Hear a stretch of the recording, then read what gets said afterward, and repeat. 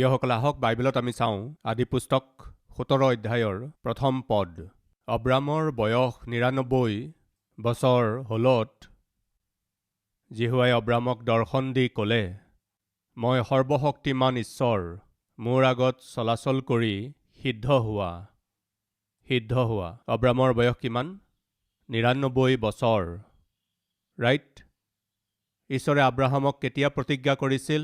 তেওঁৰ বয়স যেতিয়া 75 বছৰ আছিল। আব্ৰাহামৰ বয়স 75 বছৰ আছিল, চাৰীৰ বয়স 65 বছৰ আছিল। আব্ৰাহাম আৰু চাৰীৰ বয়সৰ মাজত 10 বছৰ পাৰ্থক্য আছিল। অনুগ্ৰহ কৰি আপুনি ভুল নুবুজিব। আব্ৰাহাম সেই সময়ত 175 বছৰ জীয়াই আছিল আৰু তেওঁৰ বয়স অতি অধিক আছিল। সেইকাৰণে তেওঁলোকৰ বয়সত 10 বছৰ পাৰ্থক্য হ'লেও ইমান পাৰ্থক্য নালাগিছিল। ইয়াকেই আধাৰ কৰি লৈ আজিকালি ল'ৰা ছোৱালীৰ মাজত 10 বছৰ, 15 বছৰ, 20 বছৰ পাৰ্থক্য থাকিলে একো কথা নাই, এই বুলি আপুনি নাভাবিব। দুয়োজনৰ মাজত বেছি পাৰ্থক্য ল'ৰা ছোৱালী উভয়ৰে বাবে ভাল কথা নহয়। এই কথা মই যেতিয়া কৈ আছোঁ তেতিয়া আব্ৰাম আৰু চাৰীৰ মাজত 10 বছৰ পাৰ্থক্য আছিল। সেইকাৰণে আমাৰ ছোৱালী আৰু হ'বলগীয়া জোঁৱাইৰ মাজত 10 বছৰ পাৰ্থক্য হ'লে কি হ'ব, 12 বছৰ পাৰ্থক্য হ'লে কি হ'ব, 15 বছৰ পাৰ্থক্য হ'লে, 20 বছৰ পাৰ্থক্য হ'লে কি হ'ব? বিয়াখন হৈ গ'লেই যথেষ্ট, এই বুলি নাভাবিব। আহক আমি আগবাঢ়ি যাওঁ। এতিয়া বয়স 99 বছৰ হৈ গ'ল। কাৰ? আব্ৰাহামৰ। 24 বছৰলৈকে তেওঁ অপেক্ষা কৰিলে। ঈশ্বৰৰ সময়লৈ অপেক্ষা কৰিলে। মোৰ ঈশ্বৰে এটা সময় নিৰূপিত কৰি থৈছে। সেই সময় অহাৰ লগে লগে নিশ্চয় ঈশ্বৰে মোক যি দিম বুলি কৈছিল তাক নিশ্চয় দিব। এইদৰে ঈশ্বৰৰ সময়লৈ অপেক্ষা কৰিলে। তাৰ পাছত কি হ'ল? যেতিয়া আব্ৰাম 99 বছৰৰ হ'ল, ঈশ্বৰে আহি তেওঁক কৈছিল, মই সৰ্বশক্তিমান ঈশ্বৰ। সেইকাৰণে আব্ৰাম, মোৰ আগত তুমি চলাচল কৰা আৰু সিদ্ধ হৈ যোৱা। ইয়াৰ অৰ্থ কি বাৰু? তোমাক দোষী কৰিবৰ বাবে একো যেন খুঁত নোলায় তাৰ কাৰণে সিদ্ধ হৈ যোৱা। সাধাৰণতে ইয়াৰ অৰ্থ হৈছে তুমি ধাৰ্মিকতাৰে চলা। আব্ৰাহামৰ বয়স 99 বছৰ আছিল। অহা বছৰ ঈশ্বৰে আব্ৰাহামক এটা সুন্দৰ পুত্ৰ নিশ্চয় দিবলৈ গৈ আছিল। অহা বছৰ ঈশ্বৰে আব্ৰাহামৰ হাতত এটা বৰ সুন্দৰ পুত্ৰ দিবলৈ গৈ আছে। সেইকাৰণে সেই সময় অহাৰ আগতেই ঈশ্বৰে কি কৈছিল? আব্ৰাহাম, মই সৰ্বশক্তিমান ঈশ্বৰ, তাৰমানে মই যিকোনো কাম কৰিব পাৰোঁ। মোৰ কাৰণে সকলোবোৰ সম্ভৱ। হয়তো আব্ৰাহামে ভাবি আছিল, এতিয়া মোৰ বয়স 99 বছৰ হ'ল, মই সন্তান কেনেকৈ জন্ম দিব পাৰিম? এয়াতো অসম্ভৱ যেন লাগিছে। তেনেকুৱা অৱস্থাতো ঈশ্বৰে তেওঁক কৈছিল, সকলোবোৰ সম্ভৱ।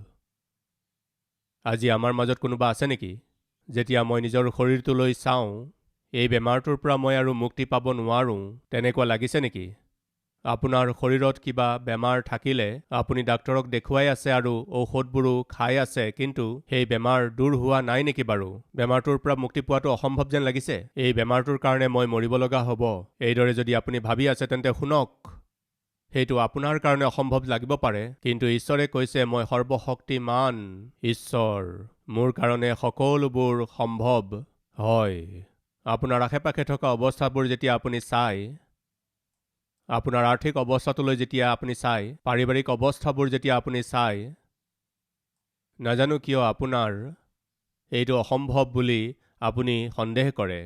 আপোনাৰ স্বামীলৈ চালে, আপোনাৰ পত্নীলৈ চালে, আপোনাৰ সন্তানলৈ চালে অসম্ভৱ যেন লাগে। অসম্ভৱ কি? মোৰ স্বামীজন শুধৰি যোৱাটো, মোৰ পত্নীৰ শুধৰণি হোৱাটো অসম্ভৱ, মোৰ সন্তান শুধৰণি হোৱাটো অসম্ভৱ। মই আৰু এইবোৰ চাই থাকিব পৰা নাই। সেইদিন আৰু কেতিয়াও নাহিব। এইদৰে ভাবিছে যদি শুনক, শয়তানে ইনডাইৰেক্ট আপোনাৰ জীৱনত ঈশ্বৰৰ প্ৰতি থকা বিশ্বাসক দূৰ কৰি আছে। আপোনাৰ জীৱনলৈ নিৰাশা লৈ আহিছে। সেইকাৰণে আপোনাক সকলোবোৰ অসম্ভৱ যেন লাগিছে। সেইদিনা ঈশ্বৰে আব্ৰাহামক কৈছিল, তুমি মোৰ আগত চলাচল কৰা আৰু সিদ্ধ হৈ যোৱা। মই সৰ্বশক্তিমান ঈশ্বৰ। ইমানেই নহয়, দ্বিতীয়টো পদ, আৰু মই মোৰে তোমাৰে মাজত মোৰ নিয়ম স্থিৰ কৰি আৰু তোমাৰ বংশ অতিশয় বৃদ্ধি কৰিম। ঈশ্বৰে আকৌ আহি কৈছে, আব্ৰাহাম, তোমাক অতিশয় আশীৰ্বাদ কৰিম। কিন্তু মই ক'ব বিচাৰিছোঁ যে তুমি মোৰ আগত চলাচল কৰা আৰু সিদ্ধ হৈ যোৱা। শুনিছেনে প্ৰিয় ভাই ভনীসকল? ঈশ্বৰে কৈছে, মই তোমাক আশীৰ্বাদ দিবলৈ গৈ আছোঁ। প্ৰিয় ভনী, ঈশ্বৰে আপোনাকেই কৈ আছে, মই তোমাক আশীৰ্বাদ দিবলৈ গৈ আছোঁ, অতিশয় আশীৰ্বাদ দিবলৈ গৈ আছোঁ, অতিশয় আশীৰ্বাদ কৰিবলৈ গৈ আছোঁ। সেইকাৰণে তুমি ধাৰ্মিকতাৰে জীৱন কটোৱা, তুমি ধাৰ্মিকভাৱে জীৱন কটোৱা। মই তোমাক অতিশয় আশীৰ্বাদ দিবলৈ গৈ আছোঁ, তুমি ধাৰ্মিকতাৰ জীৱন যাপন কৰা। আজি আমাৰ মাজত কোনোবা আছে নেকি?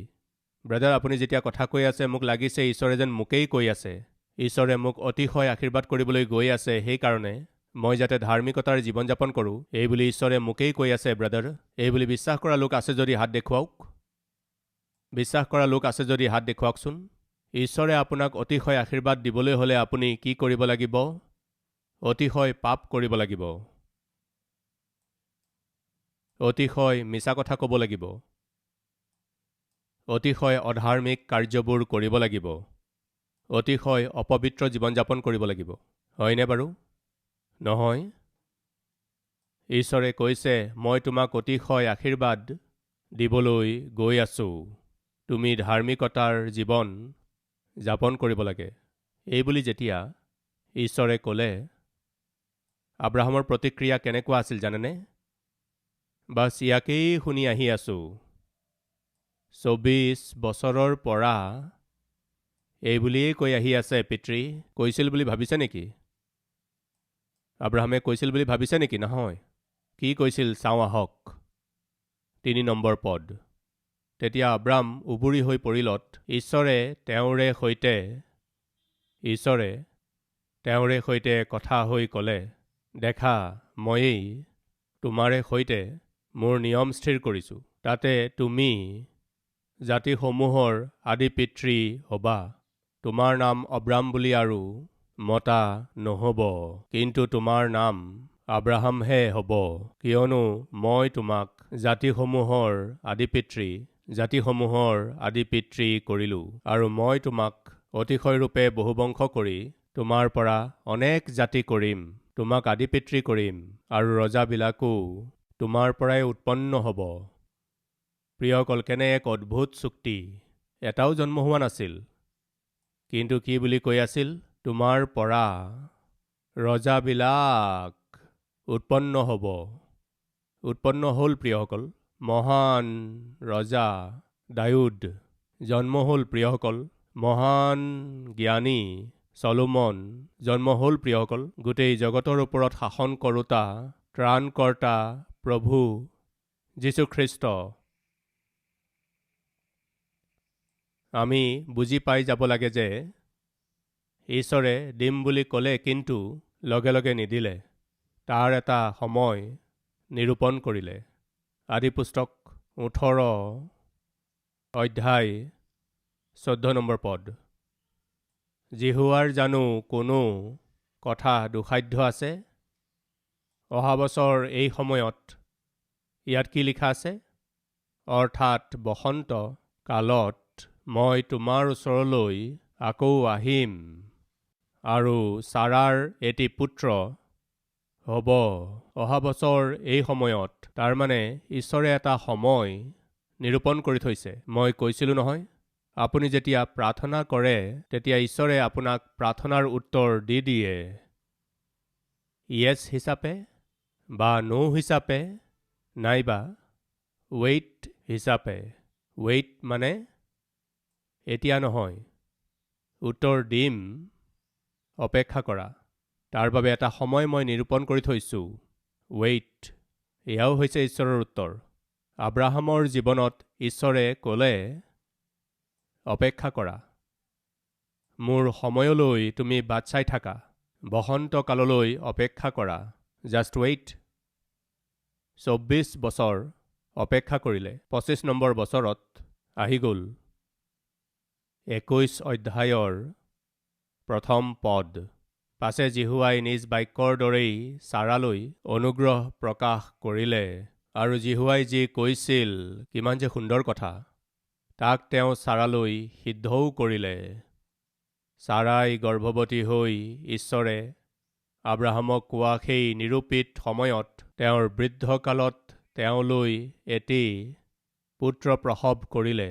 তেওঁৰ বৃদ্ধকালত তেওঁলৈ এটি পুত্ৰ প্ৰসৱ কৰিলে। এটি পুত্ৰ প্ৰসৱ কৰিলে। নিৰাশা আৰু বেজাৰৰ পৰা জয়লাভ কৰিবলৈ হ'লে প্ৰিয় ভাই আৰু ভনী, ঈশ্বৰৰ সময়লৈ আপুনি অপেক্ষা কৰক। আব্ৰাহামৰ জীৱনত ছয়তানে কিছুমান ক্ষেত্ৰত কিবা নহয় কিবা, আব্ৰাহামকো হ'ব পাৰে, ছাৰাকো হ'ব পাৰে, নিৰাশা আৰু বেজাৰত পেলাবলৈ চেষ্টা কৰাৰ সময়ত ঈশ্বৰ তেওঁলোকলৈ আহিল। ঈশ্বৰৰ বাক্য তেওঁলোকলৈ আহিল। এইদৰে ঈশ্বৰৰ বাক্য তেওঁলোকলৈ অহাত আব্ৰাহামৰ বিশ্বাস বিকশিত হ'ল। তেওঁ ঈশ্বৰলৈ পালতিল। সেইকাৰণে প্ৰিয় ভাই ভনীসকল, আপোনাৰ জীৱনত নিৰাশাই হওক বা হতাশাই হওক বা নিজৰ ওপৰতেই খং, ছয়তানে যদি লৈ আহিছে, তেন্তে প্ৰথমে আপুনি কি কৰিব লাগিব? ঈশ্বৰৰ বাক্য পঢ়িব লাগিব। পবিত্ৰ শাস্ত্ৰ বাইবেল মেলিব লাগিব। বাক্যত মনোযোগ দিব লাগিব। ঈশ্বৰৰ উপস্থিতিলৈ যাব লাগিব। ঈশ্বৰৰ বাক্য শুনিব লাগিব। শুনাৰ দ্বাৰাই বিশ্বাস বৃদ্ধি হয়। নিৰাশা আৰু হতাশাই আব্ৰাহাম আৰু ছাৰাৰ বিশ্বাসক যেতিয়া দুৰ্বল কৰি আছিল, তেতিয়া বাক্যইহে আব্ৰাহামক সবল কৰিলে, সাহস দিলে, দৰ্শন দিলে। এয়া চাওক, অনুগ্ৰহেৰে আশীৰ্বাদ দিলে। নিয়োজিত সময়ত প্ৰিয় বন্ধুসকল, ঈশ্বৰে সময় নিৰূপণ কৰি থৈছে। যেনেকৈ মই ক'লোঁ, জানুৱাৰী মাহৰ 17 তাৰিখে সন্ধিয়া 7 বজাত ঈশ্বৰে আপোনাক উত্তৰ দিবলৈ যদি নিৰূপণ কৰি থৈছে, জানুৱাৰী মাহৰ 17 তাৰিখৰ সন্ধিয়া 6:59 আপুনি উত্তৰ নাপাব। ছেকেণ্ডৰ যে কাটাডাল আছে, 6:59 কাটাডাল, ছেকেণ্ডৰ কাটাডাল ঘূৰি ঘূৰি ঘূৰি ঘূৰি 55 ছেকেণ্ড হ'লেও আপুনি উত্তৰ নাপাব। কেতিয়া পাব কওক? চুটি কাটাডাল 7-ত, ডাঙৰ কাটাডাল 12-ত, ছেকেণ্ডৰ কাটাডাল আহি 12-ত টাচ কৰিলেহে উত্তৰটো পাব। তেতিয়ালৈকে আমি কি কৰিব লাগে? অপেক্ষা কৰিব লাগে। ঈশ্বৰৰ সময়লৈ অপেক্ষা কৰিব লাগে। এই কথা নাপাহৰিব, অনুৰোধ কৰিছোঁ। প্ৰিয়সকল, যোচেফক ঈশ্বৰে দৰ্শন দিছিল। সূৰ্য, চন্দ্ৰ আৰু তৰাবোৰে তেওঁৰ আগত প্ৰণিপাত কৰিলে বুলি তেওঁ সপোন দেখিলে, দৰ্শন পালে। সেই সপোনটো তেওঁ নিজৰ ককায়েকহঁতক যেতিয়া ক'লে, তেওঁলোকে তেওঁক ঈৰ্ষা কৰি যোচেফক হিংসা কৰিলে। জাকুবৰ ওচৰলৈ আহি নিজৰ সপোনটো ক'লে, তেতিয়া জাকুবেও তেওঁক এইদৰে ক'লে, কি হে বোপা, মই তোমাৰ আগত প্ৰণিপাত কৰিমনে? আৰু তোমাৰ ককায়েৰাহঁতেও তোমাৰ আগত প্ৰণিপাত কৰিব? এয়া কেনেকুৱা ধৰণৰ সপোন? এই বুলি যোচেফৰ সপোনক আওকাণ কৰিলে। কিন্তু যোচেফে সেই সপোনটোক মনতে ধৰি ৰাখিলে। তাৰমানে ঈশ্বৰে যোচেফক সপোনৰ দ্বাৰা ঈশ্বৰে কি কৰিবলৈ গৈ আছে তাক প্ৰকাশ কৰিলে। তেতিয়া তেওঁৰ বয়স 15 বছৰ আছিল। যোচেফে বুজি পাই গৈছিল যে ঈশ্বৰে মোক উপচি পৰাকৈ আশীৰ্বাদ দিব, অতিশয় আশীৰ্বাদ দিব। মোৰ ঘৰৰ সকলো লোকতকৈ অধিক মোক অতিশয় আশীৰ্বাদ দিবলৈ গৈ আছে। আজি আমাৰ মাজৰ কিমানৰ বাৰু এই বিশ্বাস আছে যে ঈশ্বৰে মোক অতিশয় আশীৰ্বাদ দিবলৈ গৈ আছে? বিশ্বাস কৰা লোক আছে যদি এবাৰ হাত দেখুৱাবনে? ৰাইট। ঈশ্বৰে আমাক উপচি পৰাকৈ আশীৰ্বাদ কৰিবলৈ হ'লে আমি কি কৰিব লাগিব? কওকচোন। সন্ধিয়া আন্ধাৰ হোৱাৰ সময়ত ঘৰৰ পৰা বাহিৰলৈ ওলাই গৈ আকাশৰ ফালে চাই তৰাবোৰ চাব লাগে। এইদৰে আছে? কওকচোন। ঈশ্বৰে আপোনাক অতিশয় আশীৰ্বাদ কৰিবলৈ হ'লে আপোনাৰ পৰা ঈশ্বৰে কি বিচাৰে কওক? কিয় আমি এতিয়ালৈকেতো শুনি আছোঁ, আব্ৰাহাম, মই সৰ্বশক্তিমান ঈশ্বৰ হয়, মই তোমাক অতিশয় আশীৰ্বাদ দিবলৈ গৈ আছোঁ, মোৰ আগত তুমি চলাচল কৰা আৰু সিদ্ধ হৈ যোৱা। ইয়াৰ অৰ্থ কি? তোমাত যাতে কোনো ক্ৰুটি বিচাৰি পোৱা নাযায় তেনেকৈ চলা।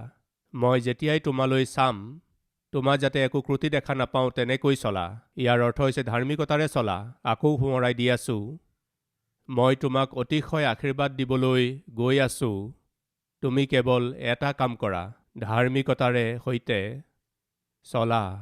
আকৌ এবাৰ মই প্ৰশ্ন কৰিছোঁ, আমাৰ মাজত কিমানৰ এনে আশা আছে? ঈশ্বৰে মোক অতিশয় আশীৰ্বাদ দিব লাগে, এইদৰে বিচৰাসকলে নিজৰ হাত দেখুৱাবনে? ৰাইট। তেন্তে কি কৰিব লাগে? বেয়া কামবিলাক কৰিব লাগে, হয়নে নহয় বাৰু? কিমানে বাৰু বিশ্বাস কৰে ঈশ্বৰে মোক অতিশয় আশীৰ্বাদ দিবলৈ হ'লে মই অতিশয় ধাৰ্মিকতাৰে চলিব লাগিব? বিশ্বাস কৰাসকলে হাত দেখুৱাবনে? তেন্তে আমি এইদৰে চলিমনে বাৰু? এইদৰে চলিবলৈ আমি সিদ্ধান্ত কৰিমনে? ঈশ্বৰে তাকেই আমাৰ পৰা বিচাৰে। এতিয়া ঈশ্বৰে আব্ৰাহামলৈ যি প্ৰতিজ্ঞা কৰিলে তাক সিদ্ধ কৰিলে। কেতিয়া সিদ্ধ কৰিলে?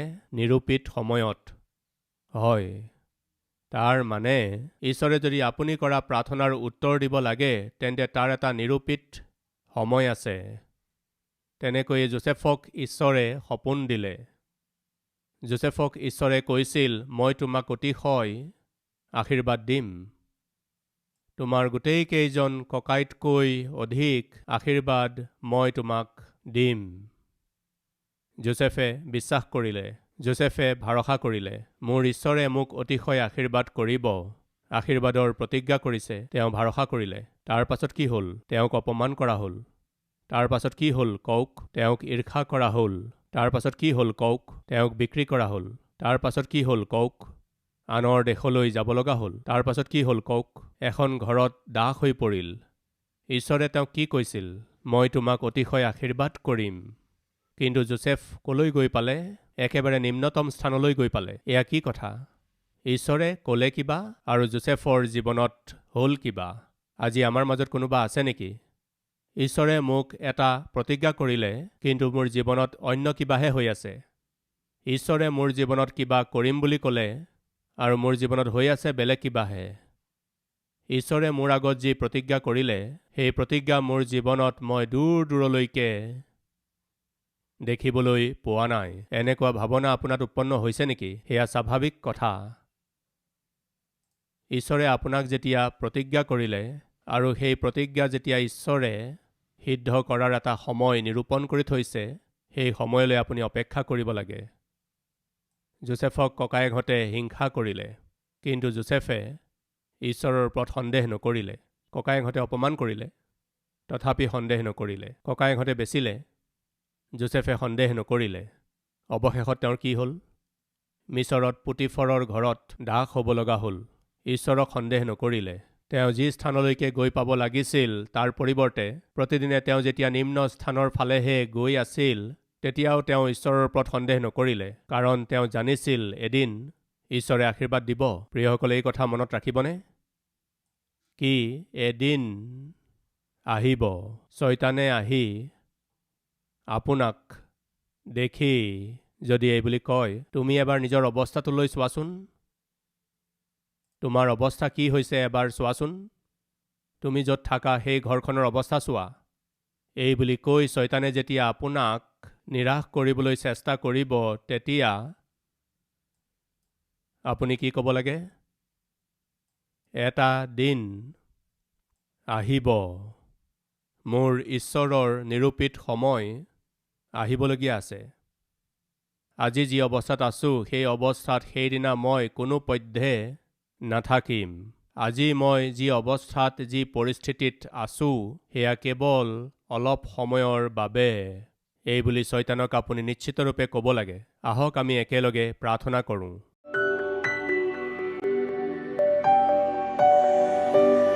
মহান পবিত্ৰ প্ৰেমময় পিতৃ ঈশ্বৰ, এই সময়ত হাজাৰ হাজাৰ আৰু লাখ লাখ লোকে আপোনাৰ উপস্থিতিত এটা বহুমূলীয়া পাঠ শিকিলে। পিতৃ, সিঁচি দিয়া হোৱা এই বাক্যই প্ৰত্যেকৰে হৃদয়ত ফল ধৰিব লাগে। প্ৰায়েই আমাৰ প্ৰাৰ্থনাবোৰৰ উত্তৰ পাওঁতে পলম হ'লে তাকেই আধাৰ কৰি লৈ শয়তানে পিতৃ আমাৰ বিশ্বাসক আমি যাতে হেৰুৱাই পেলাওঁ, আমি যাতে আপোনাৰ পৰা দূৰ হৈ যাওঁ, আমি যাতে আপোনাক এৰি দিওঁ, সি কোৱা মতে আমি যাতে পাপ কৰ্মবোৰ কৰোঁ, তালৈকে সি আমাক উচতায়। সি আমাক নষ্ট কৰে। আমাক ক্ষমা কৰক পিতৃ, দয়া কৰক পিতৃ। যি প্ৰতিজ্ঞা আপুনি আমালৈ কৰিছে, সেয়া যদি আমাৰ জীৱনত সিদ্ধ হ'ব লাগে, তেন্তে আমি ধাৰ্মিকতাৰে চলিব লাগিব। এই আজ্ঞাকেই পিতৃ আপুনি আব্ৰাহামক দিছিল। আব্ৰাহামে আপোনাৰ আগত চলিল আৰু সিদ্ধ হৈ গৈ থাকিল পিতৃ। অতিশয় আচৰিত কাৰ্য নিজৰ চকুৰে দেখিলে। আপোনাৰ নিয়োজিত সময়লৈ অপেক্ষা কৰি পিতৃ তেওঁ বাট চাই থাকিল। ফলস্বৰূপে আজি আমাৰ সকলোৰে বাবে আশীৰ্বাদৰ আকৰ হ'ল এইদৰে এক অদ্ভুত প্ৰতিজ্ঞা পিতৃ। আমাৰ জীৱনতো পিতৃ ঈশ্বৰ আপুনি দিছে, আমালৈ যি প্ৰতিজ্ঞা আপুনি কৰিছে পিতৃ, সেই প্ৰতিজ্ঞা সিদ্ধ কৰিবৰ বাবে আপুনি শক্তিপূৰ্ণ ঈশ্বৰ হয় কাৰণে সেই প্ৰতিজ্ঞা পাবৰ বাবে ধৈৰ্য্যৰে সৈতে আপোনাৰ সময়লৈ অপেক্ষা কৰি কৰি উপচি পৰাকৈ যাতে আশীৰ্বাদ আমি পাব পাৰোঁ, এই অনুগ্ৰহ কৰক। যীশুৰ নামতেই মাগিছোঁ পিতৃ, আমেন।